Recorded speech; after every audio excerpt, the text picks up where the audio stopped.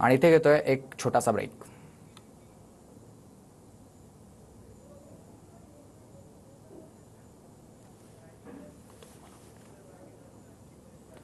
आणि आपण ही दृश्य बघतोय जेजुरीमधून आहेत। सोमवती अमावस्येनिमित्त जेजुरीत लाखो भाविकांची मांदियाळी पाहायला मिळते। येळकोट येळकोट जय बल्हारच्या जयघोषानं जेजुरी गड दुमदुमून गेलेला आहे। दुपारी 1 वाजता श्रींच्या पालखी सोहळ्याचं गडावरून प्रस्थान होणार आहे। दीपक कापरे माझे प्रतिनिधी आपल्याला अधिक माहिती देतील। दीपक,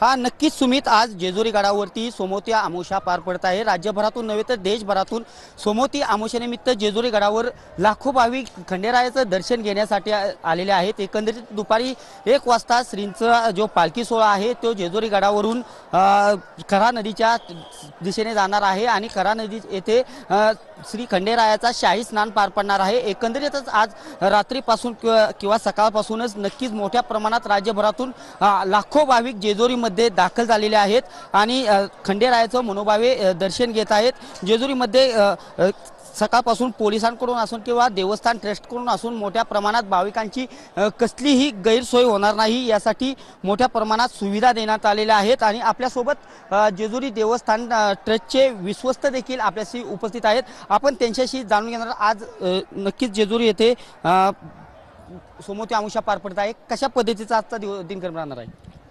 सप्रेम जय मल्हार। प्रथमतः मी सर्व भाविक भक्तांना, खंडेरायाच्या भाविक भक्तांना शुभेच्छा देतो सोमवती निमित्त। आज सोमवती म्हणजे सोमवार, ज्या दिवशी अमावस्या सूर्योदयाला स्पर्श करते त्या दिवशी सोमवती असते। आणि आजचं वैशिष्ट्य म्हणजे हा या पुढच्या वर्षात एकही सोमवती येणार नाही। आजच जी सोमवती आहे पुढच्या 25 सालामध्ये एकही सोमवती येणार नाही। त्याच्यामुळे ही सोमवती सुट्ट्यांचा सीझन असेल,